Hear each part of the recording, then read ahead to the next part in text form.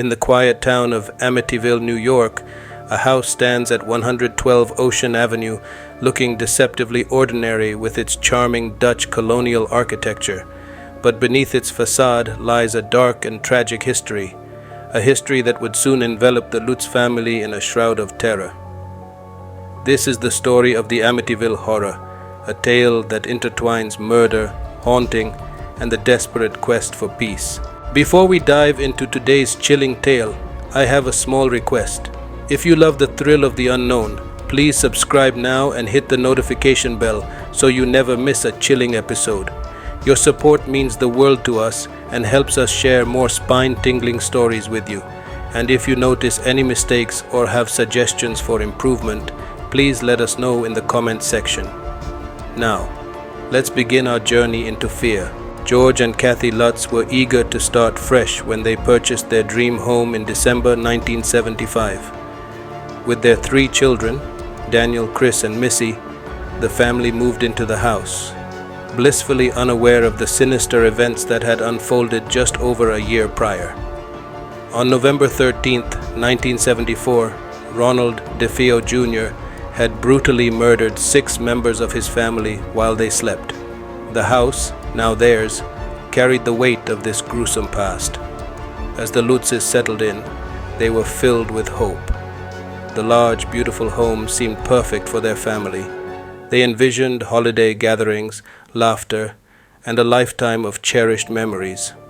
However, as the days passed, the warm glow of their new beginning began to flicker under the shadow of something sinister. It started with whispers, subtle yet disturbing. The family would hear faint sounds echoing through the house at night, doors creaked open on their own, and scratching noises emerged from the walls.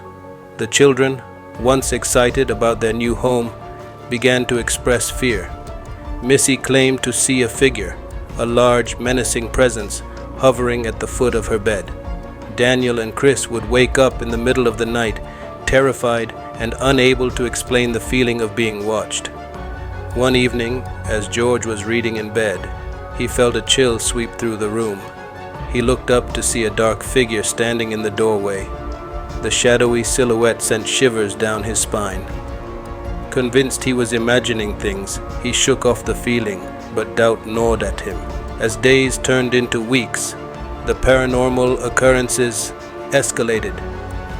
George began to feel an inexplicable draw to the basement, a space that felt colder and more foreboding than the rest of the house.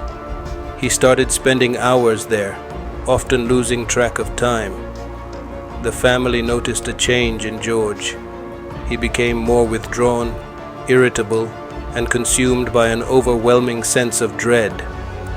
Kathy, concerned for her husband, tried to understand what was happening.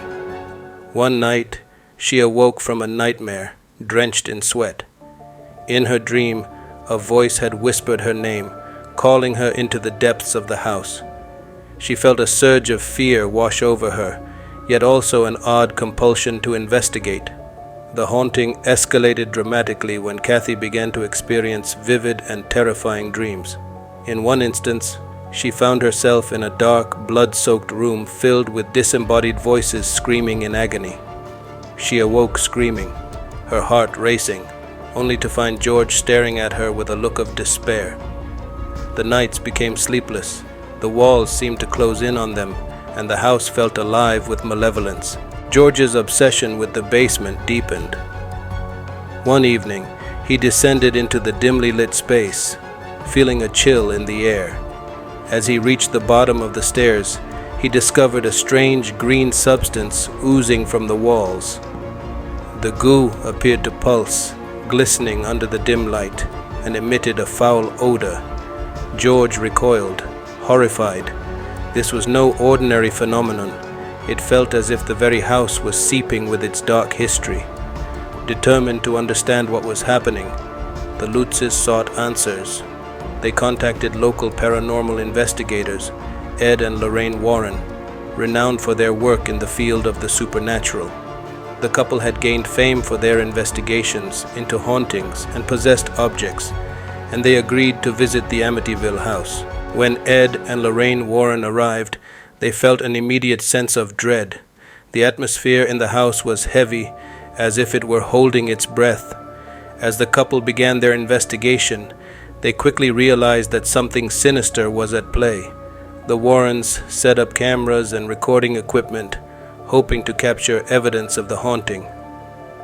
During their first night, strange occurrences intensified. They heard unexplainable noises and felt cold spots throughout the house. As they conducted a séance in the living room, the energy in the room shifted dramatically. Lorraine, known for her psychic abilities, began to feel the presence of a dark entity that was not merely haunting the Lutzes, but actively seeking to harm them. As the séance progressed, Kathy became increasingly agitated. Suddenly, she fell into a trance, her voice dropping into a deep growl. The room fell silent, and everyone's gaze turned to her as she began to speak in a voice that was not her own, claiming to be a spirit trapped in the house.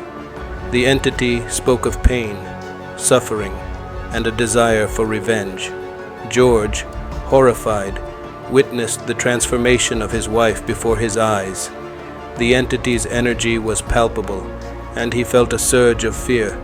He realized that they were facing something much more powerful than they had anticipated.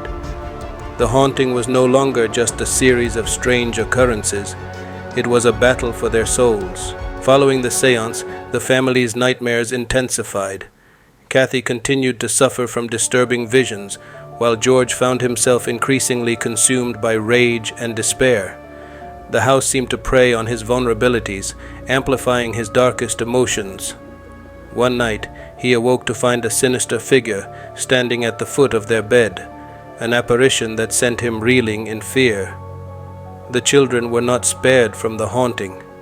Missy began to talk about an imaginary friend she called Jody, a large pig-like creature that had a sinister smile. The parents initially dismissed it as childhood imagination, but soon became alarmed when they realized that Missy's friend seemed to know things about the family that they had never shared. As the weeks wore on, the family reached a breaking point. The haunting showed no signs of abating. Rather, it grew stronger. On one particularly harrowing night, the family gathered in the living room, desperately seeking comfort. Suddenly, the temperature in the room dropped drastically, and a powerful wind swept through, slamming doors and rattling windows. In the midst of the chaos, George felt a surge of rage wash over him, as if the house were taking control of his emotions. He stormed down to the basement, feeling an inexplicable compulsion to confront whatever was down there. In that moment, the battle between George and the malevolent force reached its climax. Realizing they could no longer endure the torment, the Lutz family decided to leave the house. The decision came as a relief, but also as a source of deep anxiety. They packed their belongings, racing against the clock as the haunting intensified one last time. They could feel the house fighting back, attempting to keep them within its walls. On the final night, as they prepared to leave, the house erupted into chaos. Windows shattered, and objects flew across the room. The family sprinted out the door, desperate to escape the terror that had consumed their lives.